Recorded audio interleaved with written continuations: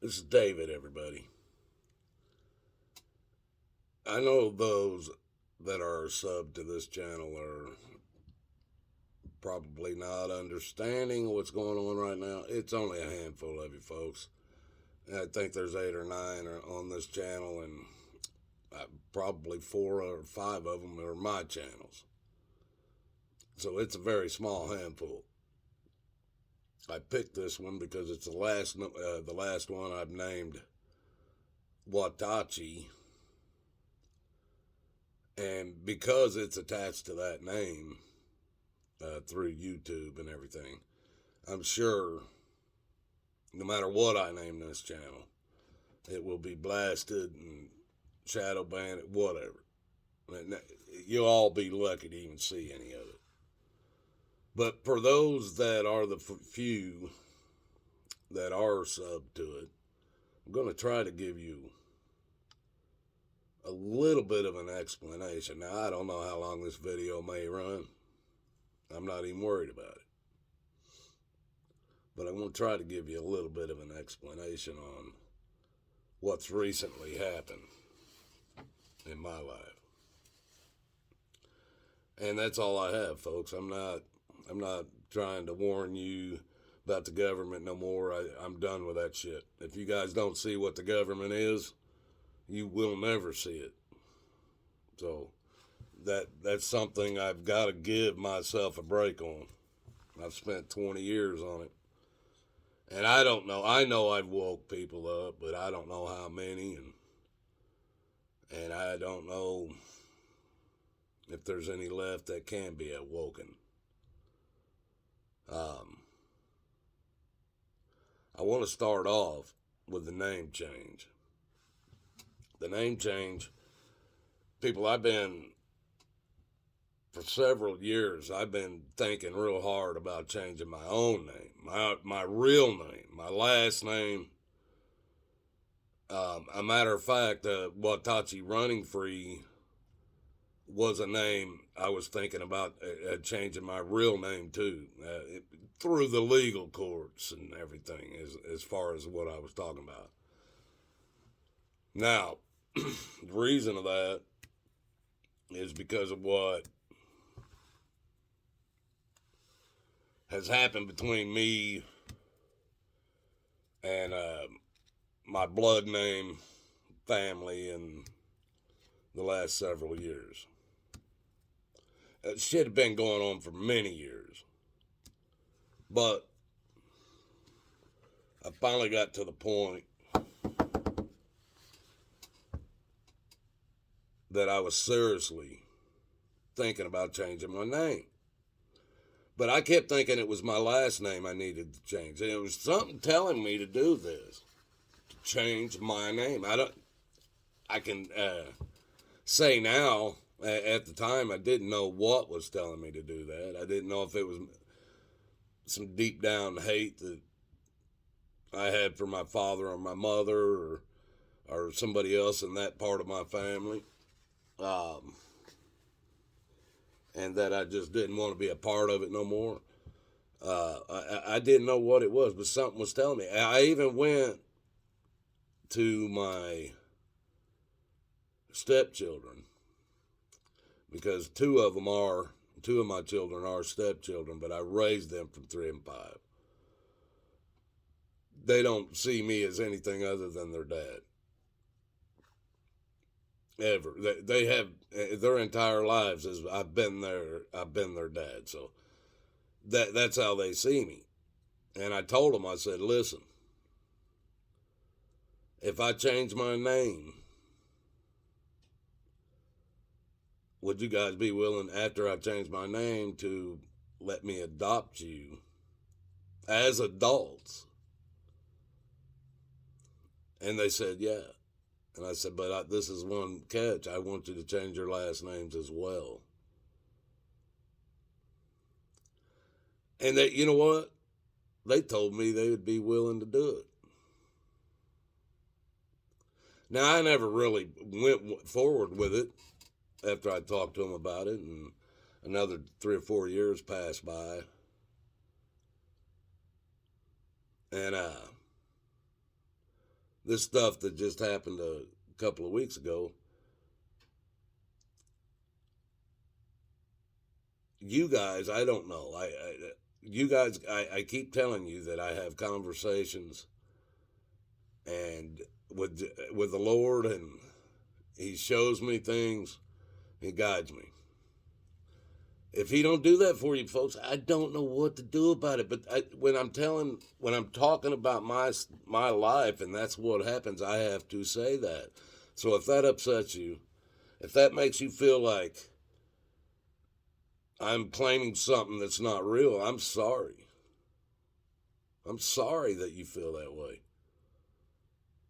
Because you can have the same relationship I have.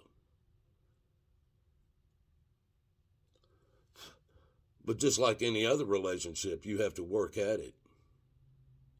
You don't just get to go, oh, I like you. And you're just always friends. No matter what happens, you're just always friends. No, you have to work at every relationship. I'm getting ready here in a couple of days to have my 30th wedding anniversary. That don't happen by accident, folks. That don't happen just because me and my wife looked at each other and go, yeah, we like you. I like you. Do you like me? And that's it. No, that's 30 years of working at it, making it happen.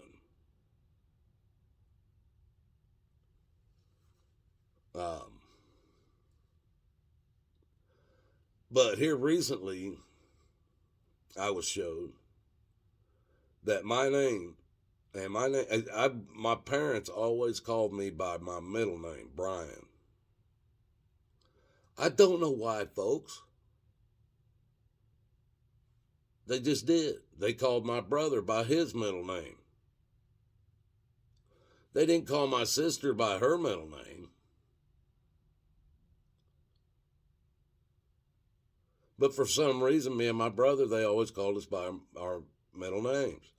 Now, I thought it was because usually the firstborn male, they would name after the father, and that wasn't true in my family. I was named David Brian. And if you guys don't know my last name, it's Grooms, Grooms. Now, they always called me by Brian.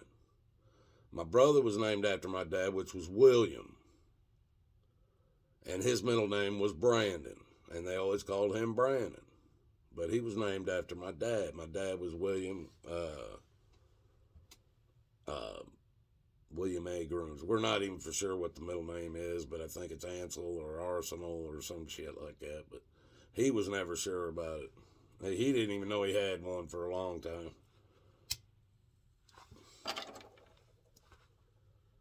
But I was just recently shown by Jesus that He wanted me to stop using this name given to me by my parents, and showed me the name I have was given to me by God. My parents didn't even have a choice in that name, David.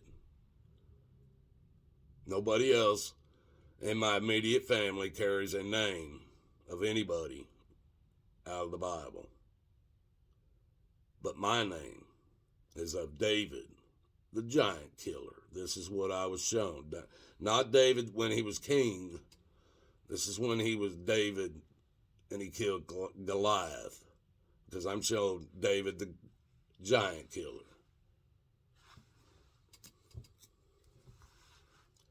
Except mine's changed. Mine is not. I was named after David, the giant killer. Mine's called David, the wolf killer. It's what I've been shown.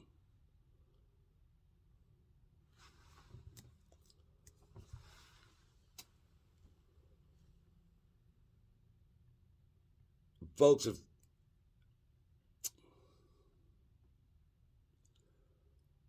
I want to tell you, for most of my life, and my family, my wife will tell you this, even my sisters, if I know she's still alive, and my brother, if he's still alive, I'm not for sure about him. My nieces and nephews, Everybody that's been around me most of my life will tell you I was not scared of any corrupted people. Not at all.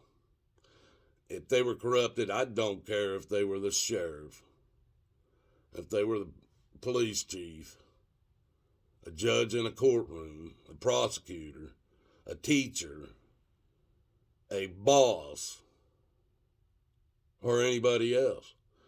They did not scare me or give me any fear whatsoever. But those that I could see, and I tell you people all the time, the eyes are the windows to the soul. And I can see to your soul with my eyes through yours. And the people who really frightened me for almost 50 years of my life were the people I could see that were good people.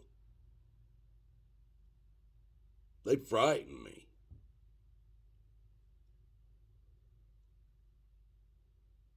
Today, folks, I fear nothing of this world. Nothing. Because I'm not even of this world. And I no longer fear the spiritual world as well. Now, when I was younger, folks, and I'm talking up to about, I think it was about 48, I had nightmares every time I shut my eyes and went to sleep. People after me, chasing me, even family members chasing me in my dreams and shit. Nothing I ever did was right. I was tormented in my own sleep. And I used to do everything I could. I'd slam a fifth of rum or work on a half a gallon of vodka or something. Try to get 7-8 hours sleep. Did it for years. You can ask my wife and my kids. They saw me do it. I had so many demons in me, it wasn't even funny.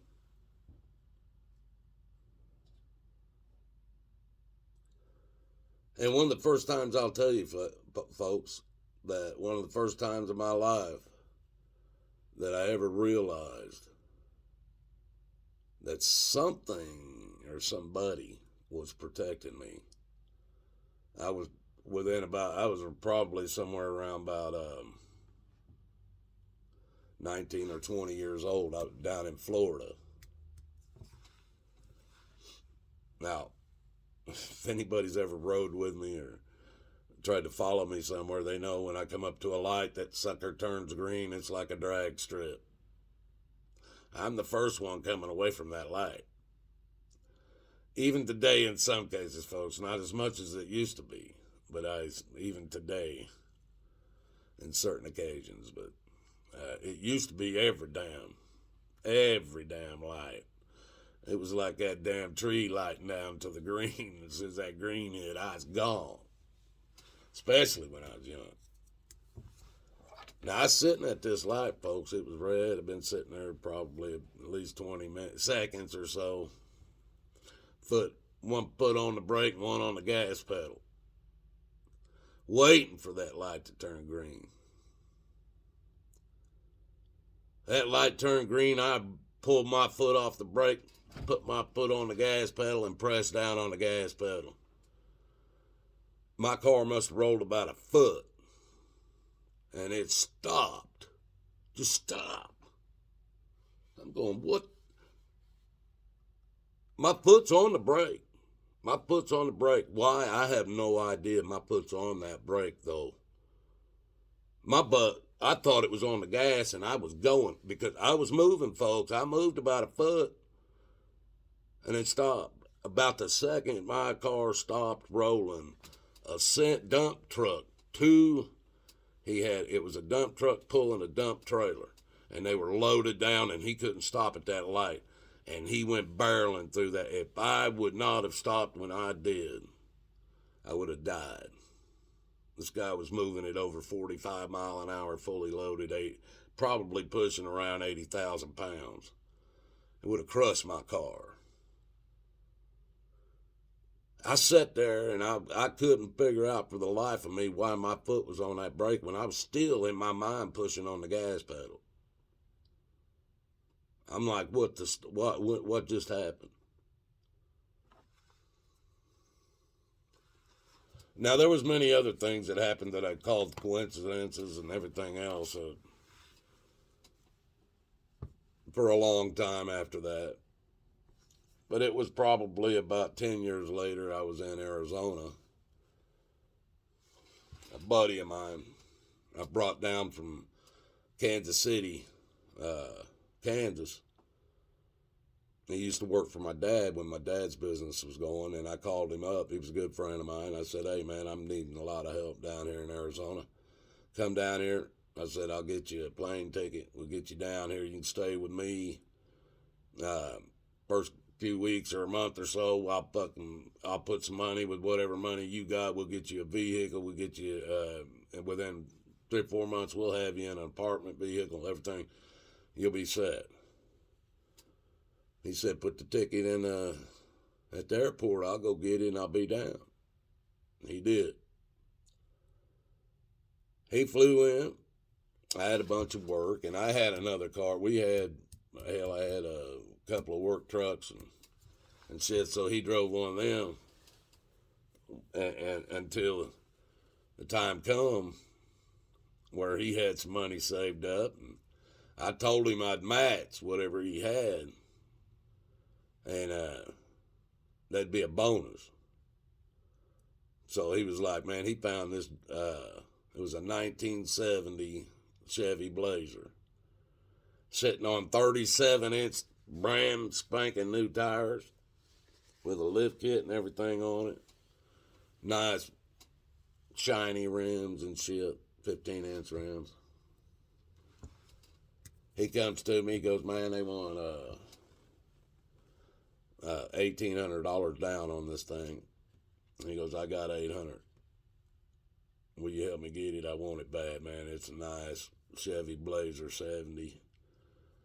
I said, let's go over and look at it, man. It wasn't far from my house. So we went over and looked at it, and I liked it too. I was impressed. But we didn't get to drive it very far. Seat belts weren't even in it. And I didn't understand that, but it drove pretty good. And I said, well, I told you I'd match you. Whatever you had, how much you got? He goes, I got 800. I go, all right, I'll throw 800 at it. That's 1,600. And he needed 1,800. I said, down to get it. And I said, all right, I'll loan you the other 200.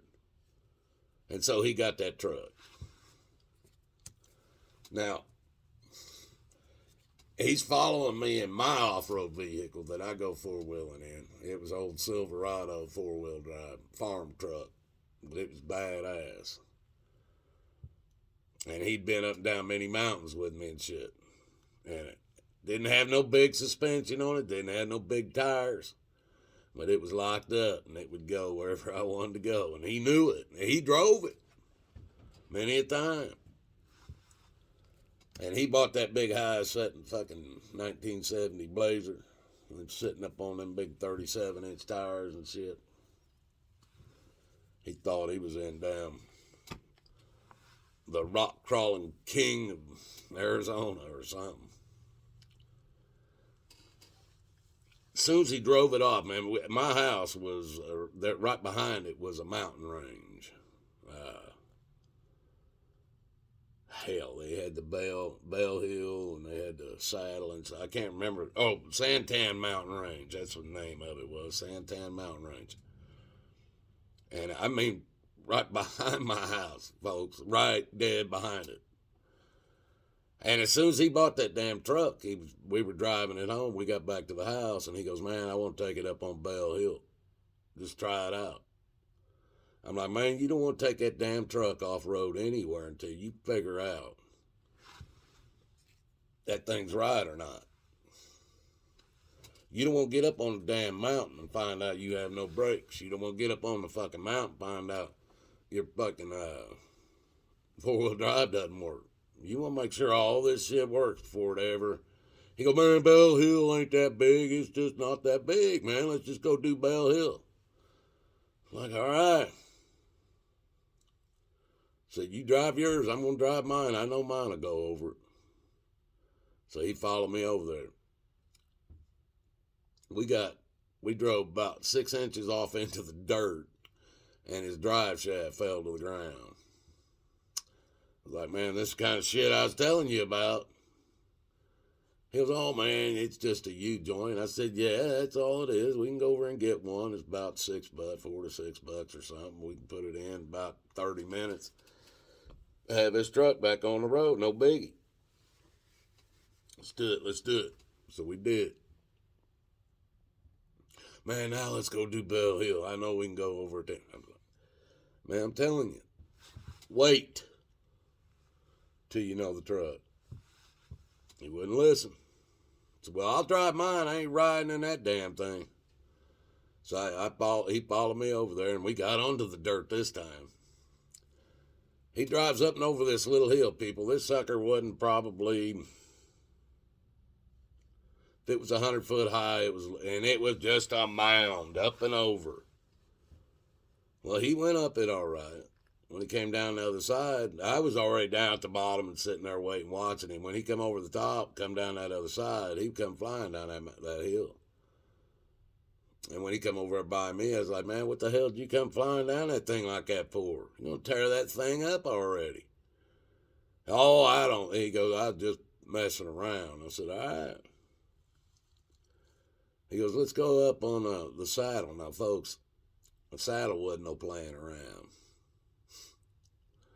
And I told him once again, I said, Tony, you don't want to take that damn truck up and over the saddle. You don't know it. He goes, it'll be all right, it'll be all right. I said, all right. I'll be in my truck. I've been over that thing many, many times, drunk as hell in the middle of the night, and that's what this was. We were drunk as hell and in the middle of the night. I knew I could go over it.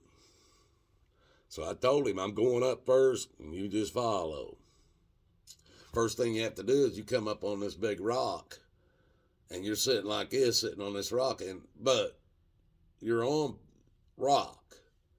All it takes a little bit of gas and just pull yourself right up and over the top. That's one of the hardest places to get up, but you got to go through it. Had no problem. He drove that big old yellow Suburban, or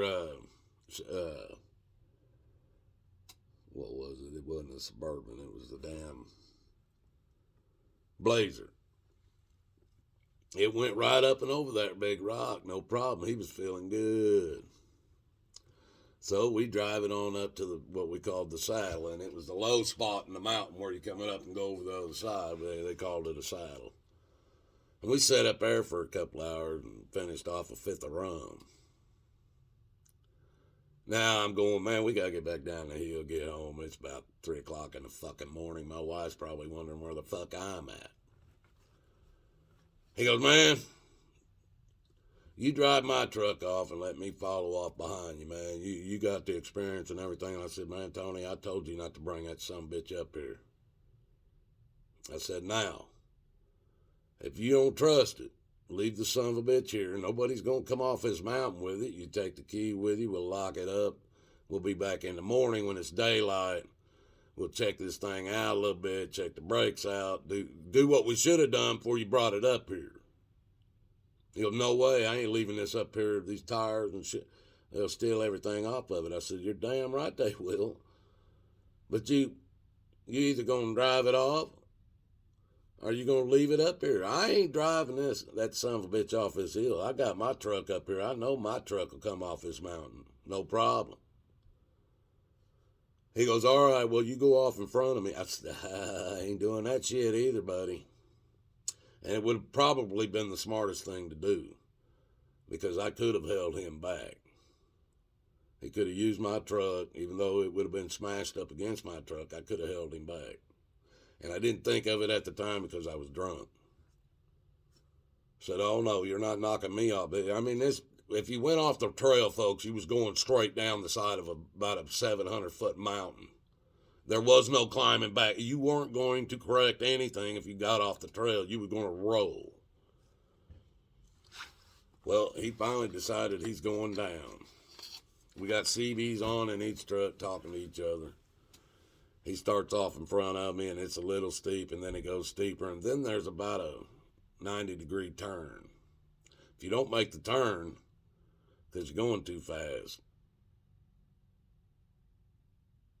your truck ain't coming off that mountain in one piece. Well, he went off in front of me, and he had brake lights, and I could see him, and all of a sudden, his brake lights and headlights started bouncing. Boom, boom, them big old tires are bouncing, and I knew that 90-degree turn was coming on the side of that cliff. He couldn't turn. He went off that mountain in that damn truck he just bought. I've got my CB on, high beams on. I know this ain't gonna be good. I'm on the CB going, Tony, where you at, man? Tony, where you at, man? Come on, holler back at me. Let me know what's going on. I can't see you no more. Nothing. As I'm coming down through there, I got my high beams on, looking down the side of this mountain, trying to see if I could see anything. I'm yelling his name out my window, Tony, because I can't find shit. All of a sudden, I come up on this spot, man, and I can see it's the roof of his fucking truck, man. The whole roof, fucking right there. I said, he just dropped down into a fucking hole. Now, how we would get him out of that hole, I don't fucking know. But I'm like, thank God, he's fucking all right, man. And then all of a sudden, I'm looking, and it's just about 4 to 6 inches of the whole fucking top of that fiberglass top that was on that roof of that Blazer. It went from the back door all the way to the front windshield, that fiberglass top on that 1970 Blazer did. That whole thing was sheared. It was laying there on the ground right next to, or right on the mountain, right on the side. I thought it was, the whole truck was underneath it. There wasn't no part of the truck underneath it. And after I realized that, I'm like, oh, fuck. I'm still yelling, Tony. As I'm coming around that 90-degree turn, I'm seeing it was a big fucking yellow, brand new paint job on this thing. It was yellow. I'm seeing doors. I'm seeing fucking chunks of this truck down the side of this mountain. I go on through the turn, and I can see probably about 100 foot below me what was the biggest chunk of his truck that was left was resting up against a boulder. It was about 7 times the size of what was left of that truck. I'm like, this motherfucker's dead. I'm yelling as I'm coming down through there, Tony, at the top of my lungs. Tony, where you at? I can't see you, motherfucker. If you're alive, fucking show me where you fucking at. I'm yelling at him coming down through there. All of a sudden, my high beams, I come across this fucking one rock, and I can see this arm just come up like this and raise up right into my headlights, my high beams. I see that arm, and then it just drops. I yell out, Tony, I know where you at. I'm coming. I open up my truck door, man. It's straight down. There ain't nothing to step off to get out of my damn truck. So I have to grab a hold of my seatbelt in one hand. I grabbed my steering wheel and slid myself down to the level that I could put my feet on to get out of my truck, folks. drunker than fuck. If you don't think God was on that mountain with me that night, you're out of your mind. I climbed down that mountain, and I'm talking down, not down like this. I'm talking down that fucking mountain. I got down to the level that he was laying on. I'd start to look, he's out. I'd start feeling, he's breathing, heartbeat, he's out cold. So I started looking as much as I could with my lighter. I've got my lighter. I'm trying to look and see if there's any bones sticking out anywhere, anything. This guy went downside and flipped out of his own truck where the entire roof was ripped off of it. No seatbelts in this truck. I can't find no blood. I can't find a bone sticking out nowhere. It just looks like he's laying there trying to get a nap because he's too damn drunk. So I start going, Tony, and I'm starting to smack him a little bit and say, wake up, man, wake up, man. He's going, man, my back is killing me, my ass is killing me when he come to, and then he'd go back out again. I'm gonna fuck. I'm sitting on the side of this mountain. I got another guy about my own weight that I got to climb up to get to my truck with him to get him to the hospital.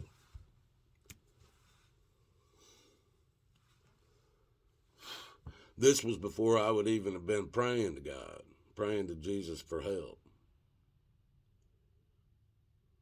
So I got Tony, and I rolled him up and got him up on my shoulder, and I started climbing up that damn mountain with this guy.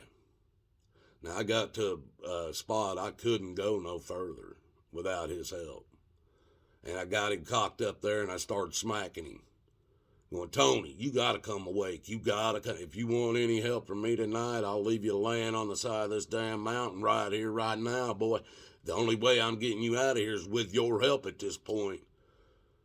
And he came to. And he helped get past with the area that I needed him to help me get him past, and then he was back out again. I had to pick him back up and start climbing on my own again. I get him all the way back up to my truck, folks. Worse still, the bottom of my truck, I'm hanging with him on my shoulder, and the bottom of my truck is still another 2 or 3 foot above where I'm at the ground level here, but there's nothing but my truck to grab to pull me up any further. And I got him, and I push him back up against the wall again, and I got me and him between. He's in between me and the mountain, and I start smacking him again, and I get him awake again, and I'm going, Tony, you got one last shot. You're going to have to help me. We got to get you in that truck, or I'm going to have to let you go. I can't hold you here all night, man. He gave me what help I needed, and we got him up there. I didn't even get him all the way into the seat, and he went out again, and I pushed his butt on up in there. Got him up in there, drove him off that mountain, folks, that night. Got him back down to my house. My house was right there. It was quicker than any other place. Called an ambulance. This was before cell phones and shit, folks. Called an ambulance, come and get him. They come and got him. And then the cops showed up. They wanted to know what the hell's going on. I told them where his truck was and shit. What happened? This boy didn't even have a broken bone, folks. His truck end over end, and the biggest piece of it was the front end where the motor was that was left of this truck, was the front end, the motor, and the back part of the frame. And that was it.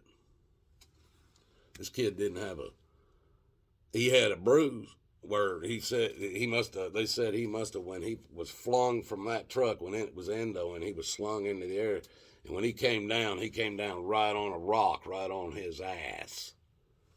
And that's why he was complaining about his back hurting and shit. Well, he had a bruise that started on his ass about this big, and it turned black the next day, or blue the next day. Then it turned black and it dropped. It went as high as about the middle of his back, and all the way down to his knee on the back of his leg. Black. He could not feel nothing in that area. But they said he come down, was slammed down on, and his ass hit that rock, and it bruised the shit out of his body. Now, I saw him about 8 or 9 years later after that, folks. And he said he still couldn't feel nothing in that ass.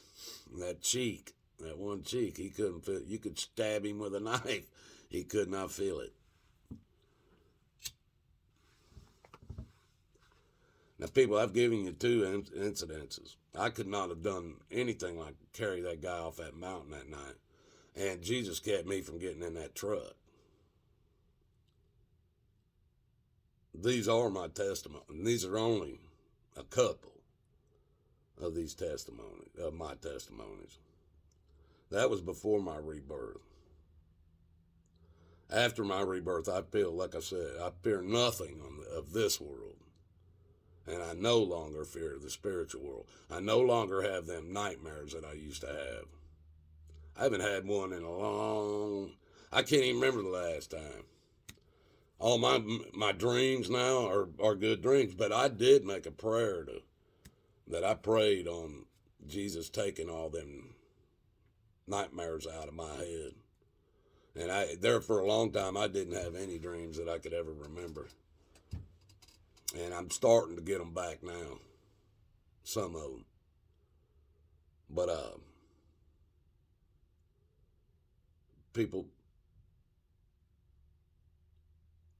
right, or about 5 months after my dad died.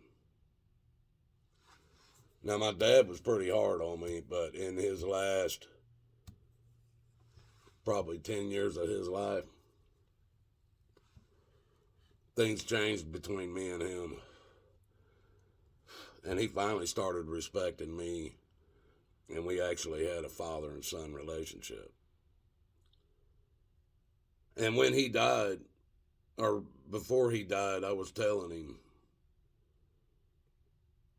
he was telling me things about what my sister was doing. And I told him, I said, listen, I'm not coming down there, Dad. I'm going to stop you right now. I'm not coming down there to be a part of all that. I said, if you need my help, you're going to have to come up here where me and my family is, get away from them people down there. I said, them people down there are your family. They're not mine anymore. I said, my people are up here. My family's up here, and it's taken me a long time to get all my family back in one place. And I'm not going to separate from them again. So if you need my help, you're going to have to come up here. And he understood that, and he didn't want to come up here, so he made his choice on that. But he was trying to tell me shit that was going on, and he couldn't do it. But Jesus is taking that time and showing me now. And you guys can believe what you want. I know more about my dad today than I knew about him when he was alive. And I can prove it. That's what's made the end of this year so great to me. Right before Christmas, I get this information given to me by Jesus. And I'm telling my wife about it, my family about it, and it's blowing their mind as much as it blew mine. And that was before anything happened on Christmas Day with my family and the things they had planned for me. And I didn't even know this. But I have a daughter that is blood related to me that she came out of a one-night stand years ago. She's 33. I've known her since she was 29. Her mother lied to her and never told me anything. And the family I have here in Ohio are not even blood to me. My wife is legally related to me through the government and as known to God as my wife. But none of the people in Ohio are blood related to me. And all these guys, my family knows what I've been put through this year. From the justice system to both my parents dying, to them taking my only job that I could basically do around here. And they have been working on trying to get my real blood daughter here for Christmas since July. But because of the things that were happening with the airports and you know what, they didn't want to fly, which I don't blame them one bit. I wouldn't have done it either. And the time that my daughter's husband, he got hurt this year and had to use some of his, or all of his paid time off because he was hurt away from the job.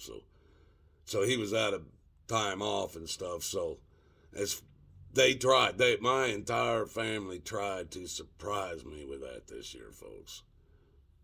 It would have been the second time I ever seen my daughter, my real daughter. We talk all the time. We talk and text, but we've only seen each other once. And when they told me that was the plan,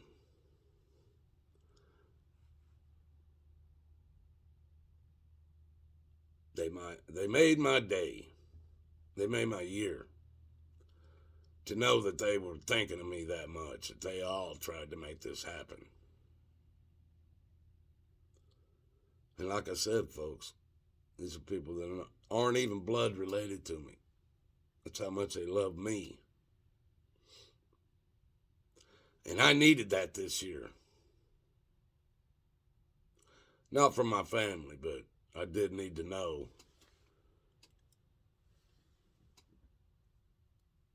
Because I was feeling like I'd become a burden on them.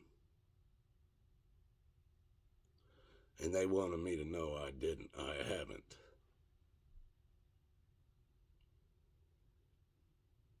If you guys don't think this has anything to do with Jesus and God and the Holy Spirit,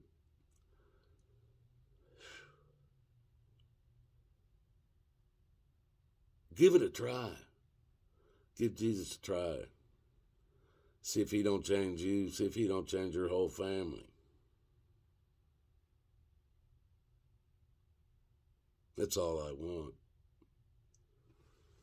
And this is all my story right here. There ain't no medical misinformation in it. There ain't no lies. There ain't none of that. It's just my story, folks. His story. His story. I love you guys. Till next time.